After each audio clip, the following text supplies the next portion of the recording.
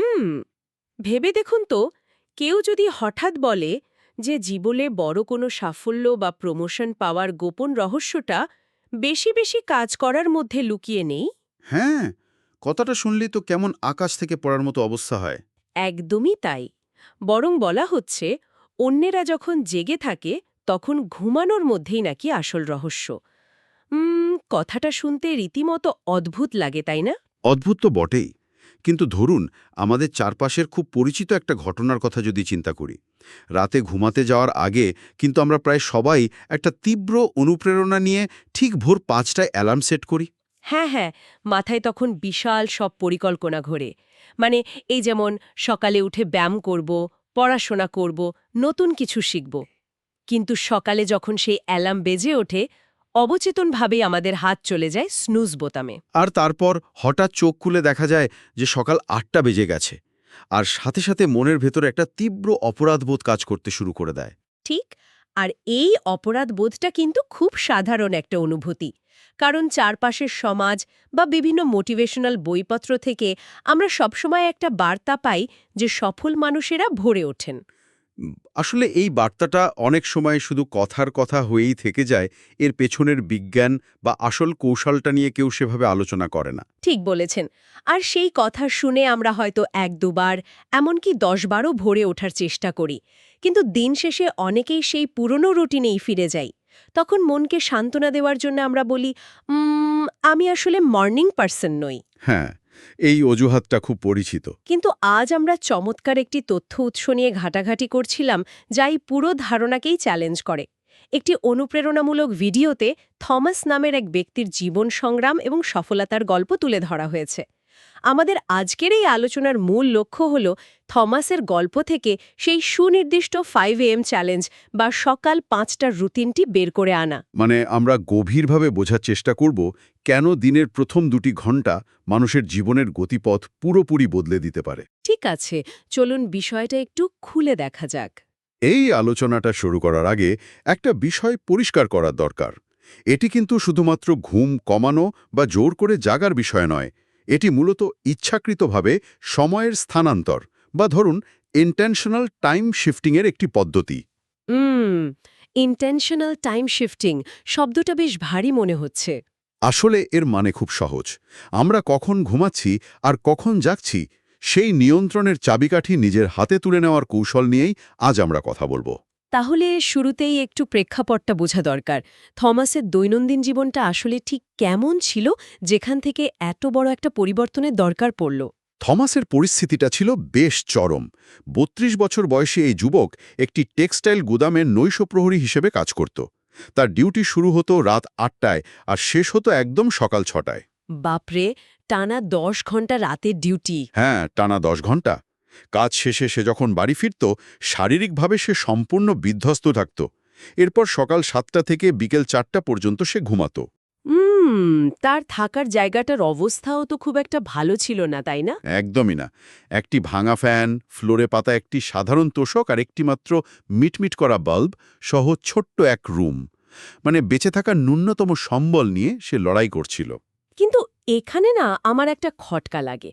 সাধারণ হিসেবে যে মানুষটা সারা রাত গুদামের নিরাপত্তার জন্য মাইলের পর মাইল হাঁটছে, এত কঠোর পরিশ্রম করছে, তার তো সফল হওয়ার কথা। হ্যাঁ, আমাদের সমাজে তো এমনই বলা হয়। মানে আমরা তো সবসময় শুনি হার্ডওয়ার্ক বা কঠোর পরিশ্রমে সাফল্যের চাবিকাঠি। থমাস তো মোটেও অলস ছিল না। তাহলে সে কেন একটা ভাঙা রুমে আটকে ছিল? তার জীবন কোথাও এগোচ্ছিল না কেন? এখানেই মনস্তাত্ত্বিক আর পারিপার্শ্বিক দ্বন্দ্বটা শুরু হয়।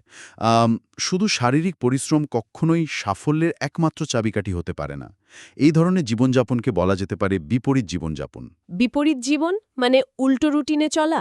ঠিক তাই। এর একটা মারাত্মক মনস্তাত্ত্বিক প্রভাব আছে। আমাদের সার্কাডিয়ান রিদম বা দেহের অভ্যন্তরীণ ঘড়ি যখন সমাজের মূল প্রবাহের সাথে সাংঘর্ষিক হয়, তখন মানুষ মূলত সার্ভাইভাল মোড বা শুধু টিকে থাকার পর্যায়ে চলে যায়। ব্যাপারটা কি অনেকটা ট্রেডমিলে দৌড়ানোর মতো? মানে একজন মানুষ ট্রেডমিলে দৌড়াচ্ছে, তার প্রচণ্ড ঘাম ঝরছে, এনার্জি খরচ হচ্ছে, কিন্তু সে এক কদমও সামনে এগোচ্ছে না। দারুণ একটা উপমা দিয়েছেন। ঠিক ট্রেডমিলে দৌড়ানোর মতোই। সকালে কাজ শেষে ফেরার পথে থমাস তো দেখত অন্যান্যরা স্বপ্ন পূরণের পথে ছুটছে, বাচ্চারা স্কুলে যাচ্ছে, মানুষ অফিসে যাচ্ছে। এই রাতের শিফটে কাজ করাটাই কি তবে থমাসের প্রধান সমস্যা ছিল, নাকি জীবনের ভিত্তি তৈরি করার মতো কোনো সময় না থাকাটাই আসল ফাঁদ ছিল? রাতের শিফট একটা বড় বাধা ঠিকই, তবে আসল ফাঁদটা ছিল অন্য জায়গায়। এই আটকে থাকার মূল কারণটা বুঝতে আমাদের তথ্য উৎস থেকে মিস্টার চেনের একটি উক্তি স্মরণ করা প্রয়োজন। মিস্টার চেন, তিনি কি বলেছিলেন? মিস্টার চেন থমাসের জীবনটাকে ব্যাখ্যা করে বলেছিলেন, যখন পৃথিবী ঘুমায় তখন সে জাগে, আর যখন পৃথিবী কাজ করে তখন সে ঘুমায়। এটাই তার আটকে থাকার মূল কারণ। দুনিয়ার সাথে তার সময়ের কোনো সমন্বয় ছিল না। বুঝতে পেরেছি। আর এই আটকে থাকা অবস্থা থেকে উত্তরণের জন্য একটা বিশাল ধাক্কার প্রয়োজন ছিল, কারণ এমন রুটিনে তো মানুষ বছরের পর বছর পার করে দেয়। থমাসের জীবনে সেই পরিবর্তনের সিদ্ধান্তটা কিভাবে এলো?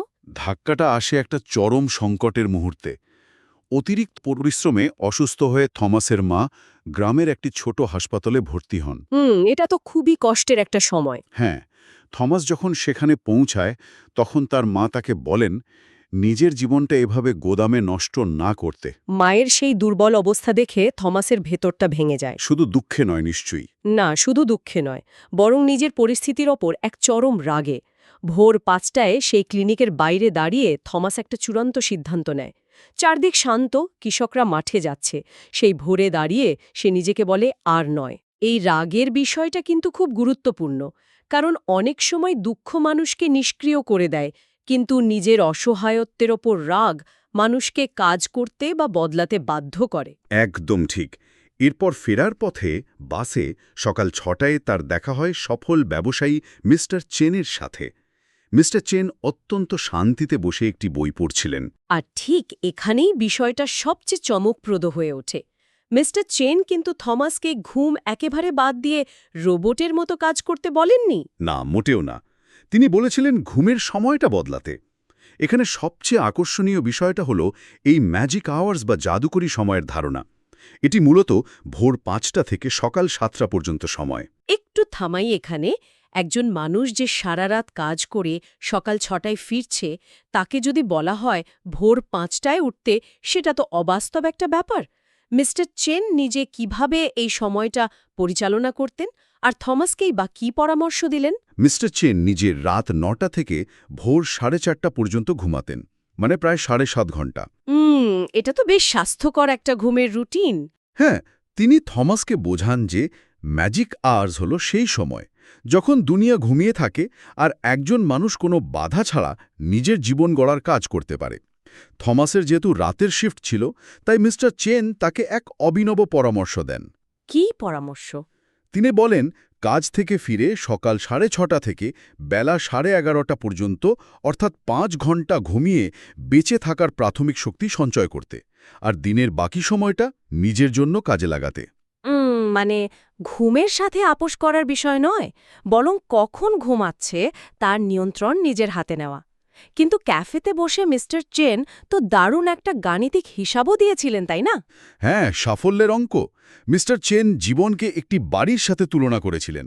থমাসের জীবনরূপী বাড়িটি নড়বড়ে ছিল, কারণ সে এর ভিত্তি নিয়ে কখনোই কাজ করেনি। আর সকাল ৫টা থেকে ৭টা হলো সেই ভিত্তি গড়ার সময়। ঠিক তাই। প্রতিদিন ২ ঘন্টা সময় যদি শুধু নিজের উন্নয়নের জন্য বিনিয়োগ করা হয়, তবে সপ্তাহে সেটা দাঁড়াচ্ছে ১৪ ঘন্টা। মাসে গিয়ে সেটা হয় ৬০ ঘন্টা। আর বছরে ৭৩০ ঘন্টা। এটাকে যদি আমরা সাধারণ ৮ ঘন্টার কর্মদিবস হিসেবে হিসাব করি, তবে বছরে ৯১টি পুরো কর্মদিবস বা অতিরিক্ত ৩ মাসের সময় পাওয়া যায়। একদম নিখুঁত হিসাব। সাধারণ মানুষ যখন ঘুমিয়ে এই সময়টা কাটাচ্ছে, তখন একজন ভোরে ওঠা মানুষ বছরে ৩ মাস অতিরিক্ত সময় পেয়ে যাচ্ছে নিজের দক্ষতা বাড়ানোর জন্য। কিন্তু এর জন্য তো একটা সুনির্দিষ্ট সিস্টেম বা রুটিন দরকার। মিস্টার চেন তো এই ২ ঘন্টাকে খুব সুনির্দিষ্টভাবে ভাগ করে দিয়েছিলেন। হ্যাঁ, সিস্টেমটা খুব গোছানো ছিল। প্রথম ঘন্টা, অর্থাৎ সকাল ৫টা থেকে ৬টা পর্যন্ত হল এমন কোনো দক্ষতা অর্জন করা যা অর্থনৈতিক অবস্থা বদলাতে পারে। মানে নতুন কোনো স্কিল শেখা। হ্যাঁ, যেমন থমাস এই সময়টাকে কাজে লাগিয়েছিল ইউটিউব থেকে বিনামূল্যে এক্সেল এবং অ্যাকাউন্টিং শেখার জন্য। আর দ্বিতীয় ঘন্টা, মানে সকাল ৬টা থেকে ৭টা ছিল শরীর ও মন গঠনের জন্য। শরীর ও মন গঠনের ব্যাপারটা একটু বুঝিয়ে বলবেন। মিস্টার চেনের নিয়ম অনুযায়ী প্রথম ৩০ মিনিট হাঁটা বা ব্যায়াম করা আর বাকি ৩০ মিনিট পড়াশোনা করা বা সারাদিনের পরিকল্পনা করা। এর সাথে তিনি ৩টে কড়া নিয়মের কথাও বলেছিলেন।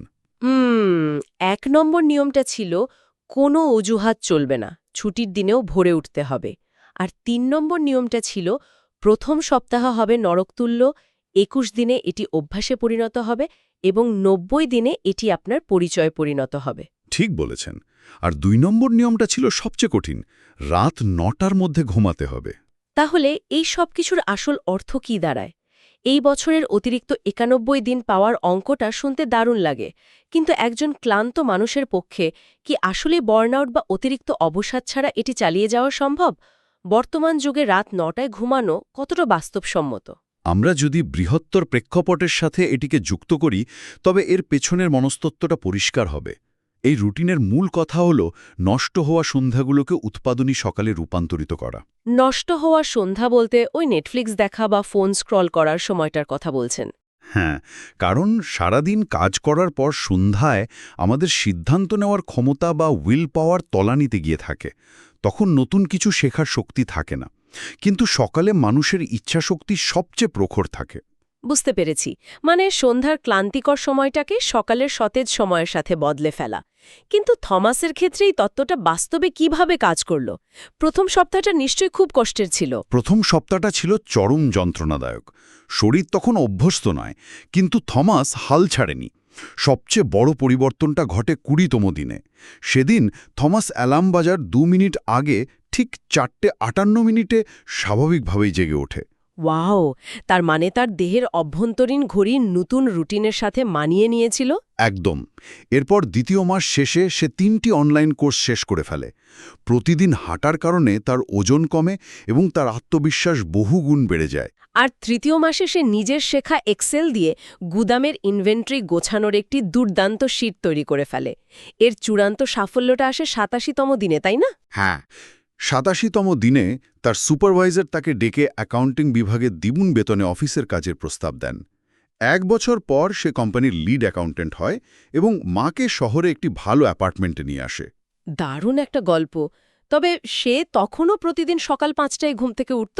হ্যাঁ, অভ্যাসটা সে ছাড়েনি। এখানে আমার একটা ব্যক্তিগত পর্যবেক্ষণ যোগ করতে চাই। থমাসের এই গল্পটা শুনতে জাদুকরী মনে হলেও এখানে কিন্তু কোনো জাদু কাজ করেনি। ঠিক বলেছেন, এখানে কোনো শর্টকাট ছিল না। মানে থমাসের গুদামের কাজের একটা বাস্তব অভিজ্ঞতা ছিল, আর ভোরে উঠে সে যে নতুন এক্সেল স্কিলটা শিখেছিল, সেই দুয়ের মিশ্রণেই সে প্রমোশন পেয়েছে। ভোর ৫টার রুটিন শুধু তাকে এই অস্ত্রটি তৈরি করার সময় ও সুযোগ করে দিয়েছিল। অত্যন্ত বাস্তবমুখী একটা বিশ্লেষণ। থমাসের শেষের কথাটি কিন্তু আমাদের এই পুরো বিষয়টির সারমর্ম বলে দেয়। সে বলেছিল, সাফল্য কোনো গন্তব্য নয়, এটি একটি দৈনন্দিন অভ্যাস। তার মানে ভোরে ওঠাটা তার জন্য শুধু প্রমোশন পাওয়ার হাতিয়ার ছিল না, এটি তার নতুন পরিচয় পরিণত হয়েছিল। একদম তাই। এই পুরো আলোচনা থেকে আমরা শ্রোতাদের জন্য একটি সুস্পষ্ট চ্যালেঞ্জ বা রূপরেখা তৈরি করতে পারি। যারা ভাবছেন যে জীবনে পরিবর্তন আনা দরকার, তাদের আগামীকালের অ্যালার্ম ঠিক ভোর ৫টায় সেট করতে হবে। ৫:১৫ বা ৫:৩০ নয়, কাঁটায় কাঁটায় ৫টায়। হ্যাঁ, আর স্নুজ বোতাম চাপার অভ্যাস দূর করতে ফোনটা রুমের অন্য প্রান্তে রাখতে হবে, যাতে উঠে দাঁড়াতেই হয়। ঠিক। এরপর প্রথম ১ ঘন্টার জন্য যে কোনো একটি নির্দিষ্ট দক্ষতা বেছে নিতে হবে।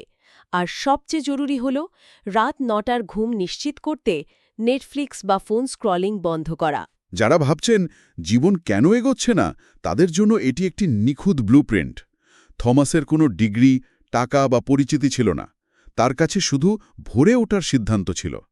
আজকের দিনে ইন্টারনেট ও শিক্ষার এত সুযোগ থাকায় সফল হওয়ার সম্ভাবনা আরও অনেক বেশি। সত্যি তাই। বিদায় নেওয়ার আগে একটা ব্যাপার নিয়ে একটু চিন্তা করা যাক। এটি একটি অত্যন্ত গুরুত্বপূর্ণ প্রশ্নের জন্ম দেয়। ধরুন, পৃথিবীর সবাই যদি এই রুটিন জেনে যায় আর সবাই যদি সকাল ৫টায় উঠে নিজের দক্ষতা বাড়ানোর কাজ শুরু করে, তবে কি সেই ম্যাজিক আওয়ার্সের জাদুকরী ক্ষমতা নষ্ট হয়ে যাবে? ইন্টারেস্টিং প্রশ্ন। নাকি ভোরে ওঠার আসল জাদুটা লুকিয়ে আছে ওই নীরবতা আর একাকিত্বের মাঝে, যা পৃথিবীর বাকি মানুষ প্রতিদিন অবহেলায় ছেড়ে দেয়? দারুণ একটা ভাবনার বিষয়। সেই নীরবতার জাদুটাই হয়তো আসল রহস্য। এই বিষয়টি নিয়ে সবাই নিজস্ব চিন্তা করতে পারেন। আজ এই পর্যন্তই। আমাদের এই গভীর আলোচনা শোনার জন্য ধন্যবাদ।